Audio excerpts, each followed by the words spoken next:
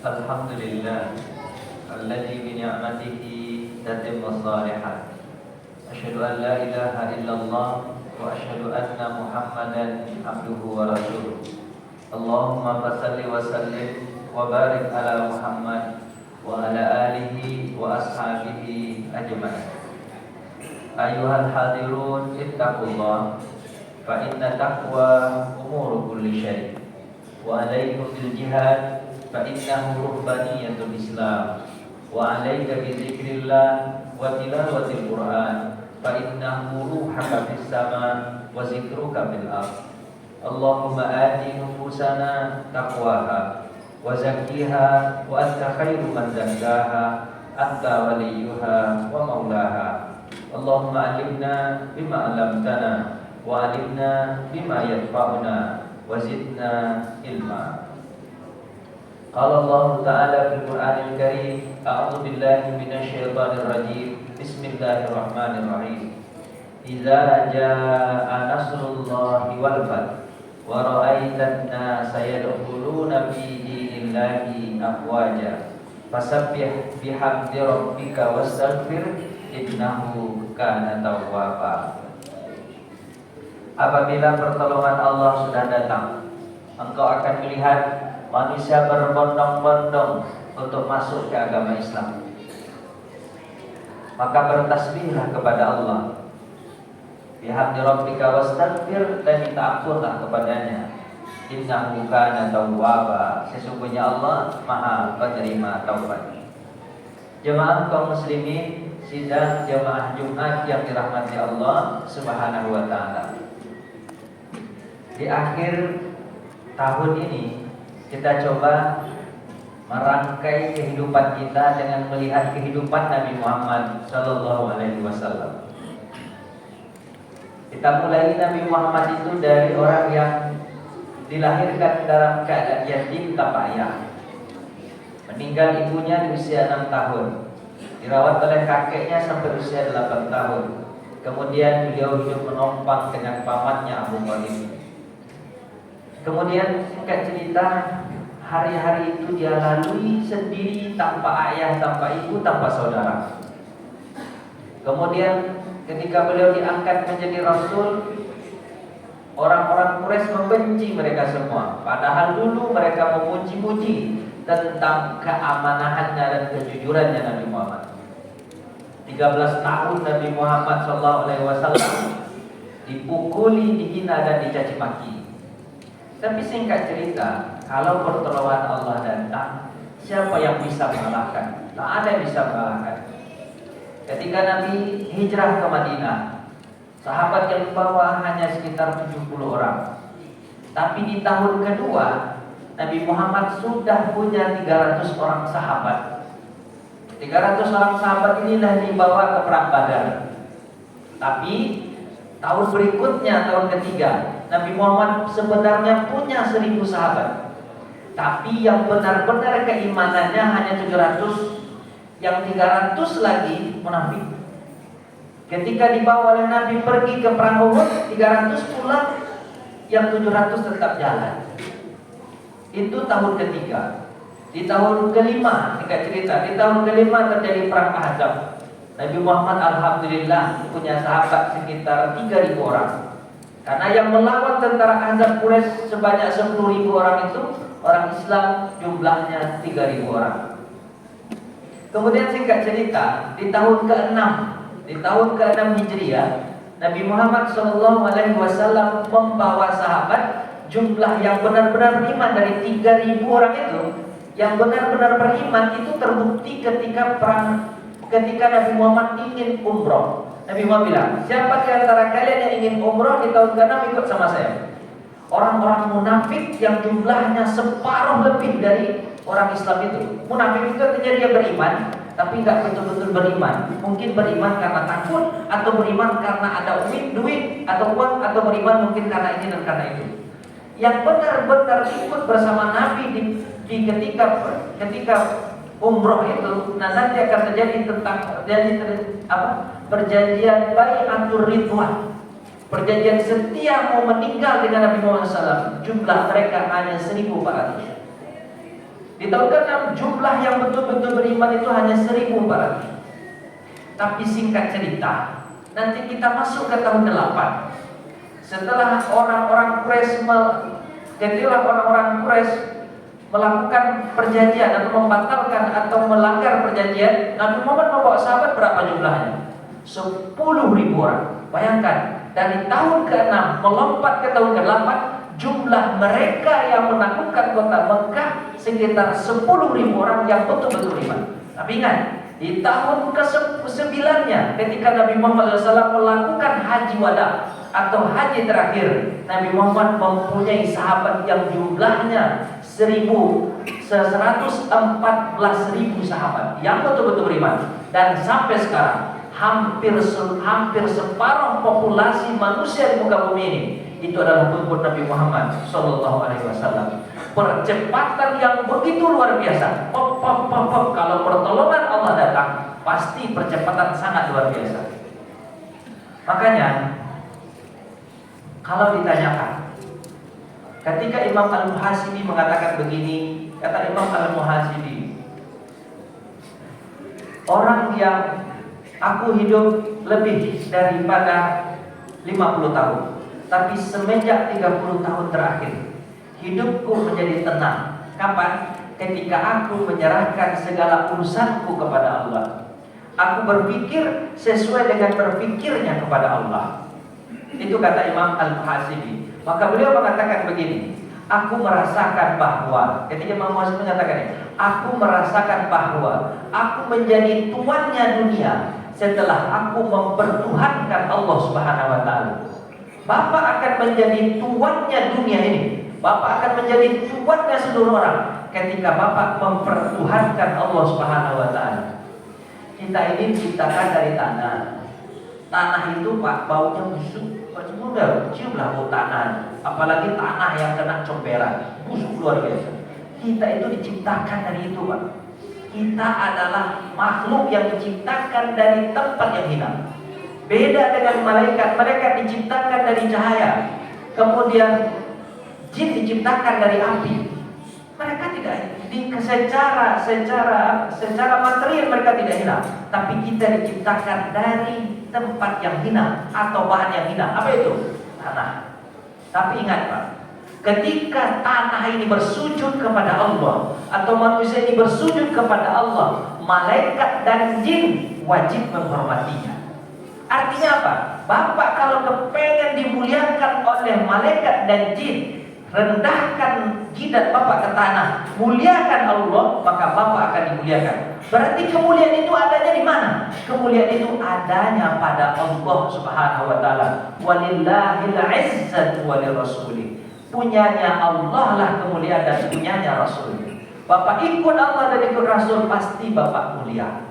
Dan malaikat pun ikut sujud kepada tanah tersebut. Tapi kalau kita tidak mau sujud kepada Allah, diinjak-injak kita oleh binatang. Apa kata Allah? Balhum adal. Mereka lebih hina lagi manusia daripada binatang. Apa sebab? Binatang akan mengeluarkan kotorannya, dan kotorannya itu ada di tanah. Jemaah kaum muslimin, jemaah Jumat yang dirahmati Allah Subhanahu wa taala. Makanya ketika Imam Ali itu ditanya, apa kata Imam Ali? Di antara sahabat, siapa mereka yang paling berani dan paling kuat?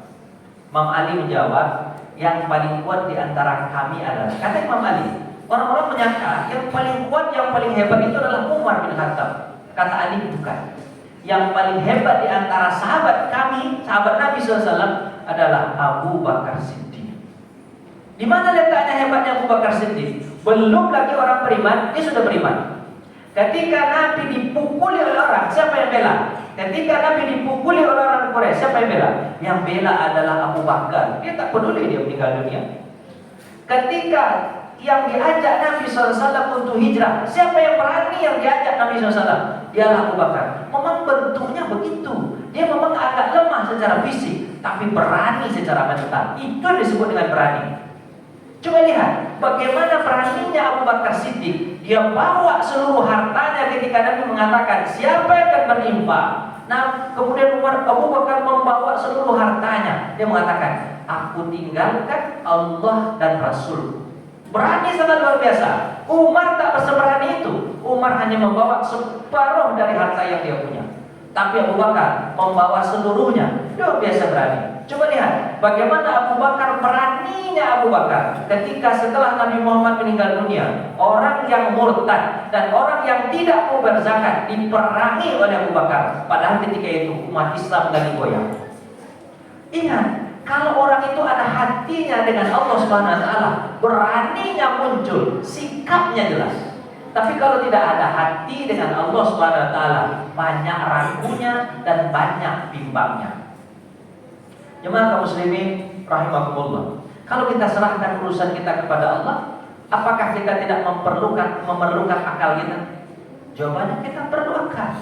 Kita perlu akal kita. Apa kata Imam Al-Muhasibi? Mengatakan begini. Likulli syai'in jauharun.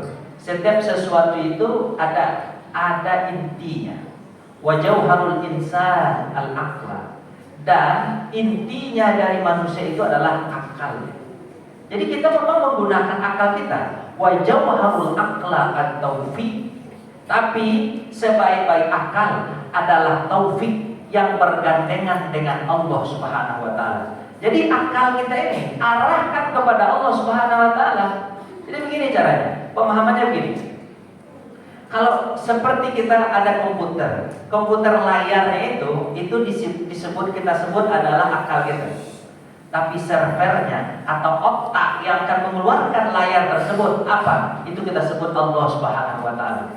Jadi apa yang akan muncul di otak kita tanyakan ke hati kita yang bersambung kepada Allah Subhanahu wa taala. Jadi apa yang akan keluar dari mulut kita tanyakan ke hati kita, benar gak kita seperti ini? Makanya Imam Al-Ghazali mengatakan, aku tidak masalah bagiku antara susahnya hidup atau senangnya hidup.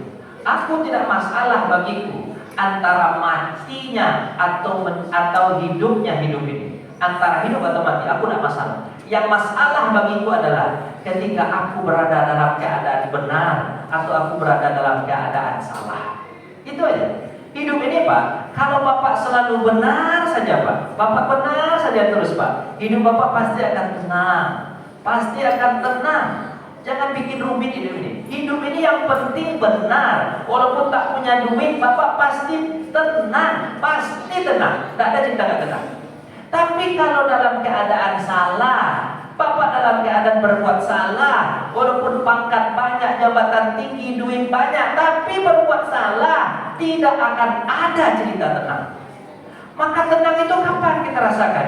Tenang itu kita rasakan ketika kita redo, tawakal, kemudian menyerahkan semuanya kepada Allah. Hati ini akan jadi lapang. Itulah yang dilakukan oleh Nabi dan itulah yang dilakukan oleh Abu Bakar. Ini seperti khutbah. Khutbah ini saya lakukan adalah untuk muhasabah diri kita. Kita selalu mengatakan kita susah segala macam, kita susah segala macam. Sebenarnya letak susahnya itu di mana? Letak susahnya itu di hati kita sendiri atau di diri kita sendiri.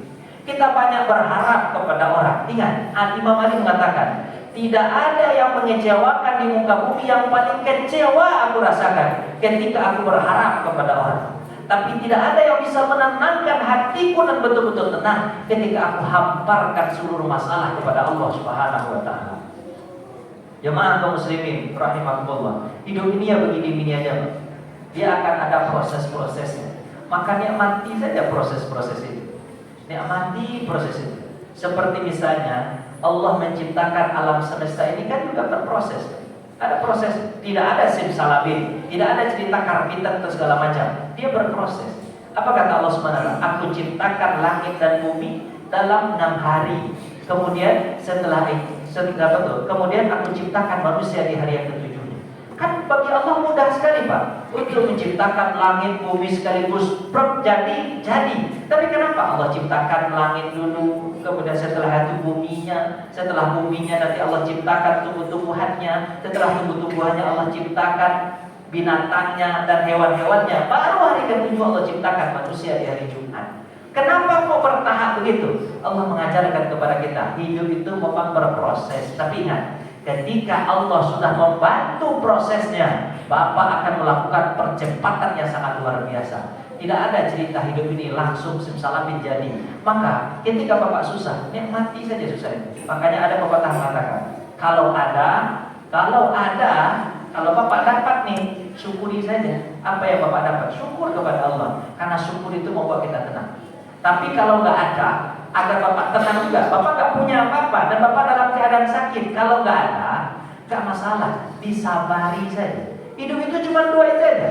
Bersyukur ketika bapak dapat, sabar ketika bapak tidak dapat. Ketika bapak melihat ke atas, maka artinya bapak disuruh bangkit. Tapi ketika bapak melihat ke bawah, artinya bapak disuruh bersyukur kepada Allah Subhanahu wa taala. Maka arahkan semuanya kepada Allah. Hidup bapak pasti tidak akan rumit, hidup bapak pasti tidak akan susah. Ketika Allah mengatakan, la yukallifullahu nafsan illa wus'aha, laha ma kasabat wa 'alaiha ma iktasabat. Rabbana la tu'akhidna in nasina aw akhtana. Rabbana wa la tahmil 'alaina isran kama hamaltahu 'alal ladzina min qablina. Rabbana wa la tuhammilna ma la taqata lana bih wa'fu 'anna waghfir lana warhamna anta maulana fansurna 'alal qawmil kafirin. Imam Qurtubi menjelaskan kalimat warhamna, kalian akan diberi rahmat. Kalau sudah diberi rahmat Pak, semuanya akan indah. Makanya ketika Musa alaihissalam, ketika dia susah menghadapi masalah, dia hanya berdoa, Rabbi shrahli sadri wa yassirli amri wahlul 'uqdatam min lisani yafqahu qawli. Sebenarnya susah dan senang itu adanya di hati kita. Kita jangan gantungkan susah kita kepada orang lain. Kita jangan jadikan orang lain sebagai tuan kita. Ketika orang mengajak kita marah, kemudian kita ikut marah, berarti orang itu menjadi tuan kita sekarang. Ketika dia marah, kemudian kita tidak marah, berarti kita telah menguasai diri kita sendiri. Jangan terpancing marah kita dengan marah orang lain. Maka katakan, Rabbi shrahli sadri. Ya Allah, lapangkan hati. Itu yang paling penting. Wa yassirli amri. Mudahkan urusanku. Wahlul 'uqdatam min lisani yafqahu qawli. Kemudian kontrollah lidah. Mudah-mudahan Bapak dalam kondisi tenang-tenang untuk menghadapi masa-masa yang mungkin agak sulit tahun depan atau sekarang. Serahkan semua kepada Allah. Semuanya akan berakhir indah insyaallah. Mudah-mudahan bermanfaat. Barakallahu lakum bil Qur'anil Karim wa nafa'ani wa iyyakum ayat wa dzikril hakim. Taqabbalallahu minna wa minkum tilawatahu innahu was-sami'ul ghafurur rahim. Allahu akbar.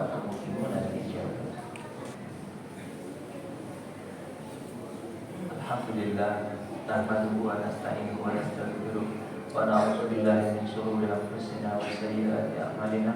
May yahdihillahu fala mudilla lahu wa may yudlil fala hadiya lahu. Asyhadu an la ilaha illallah wa asyhadu anna Muhammadan abduhu wa rasuluh. Allahumma shalli wa sallim wa barik ala Muhammad wa ala alihi wa ashabihi ajma'in. Ibadallah, ittaqullaha haqqa tuqatih wa la tamutunna illa wa antum muslimun. Allah Ta'ala fil Qur'anil Karim, innallaha wa malaikatahu yusholluna 'alan nabi ayyuhalladzina amanu shallu 'alaihi wa sallimu taslima. Allahumma shalli 'ala sayyidina Muhammad wa ala Muhammad kama shallaita 'ala Ibrahim wa ala ali Ibrahim fil 'alamin innaka Hamidum Majid. Allahumma fil muslimina wal muslimat wal mu'minina wal mu'minat al ahya'i minhum wal amwat bi rahmatika ya arhamar rahimin. Allahumma inna ala dzikrika wa syukrika wa husni ibadatik.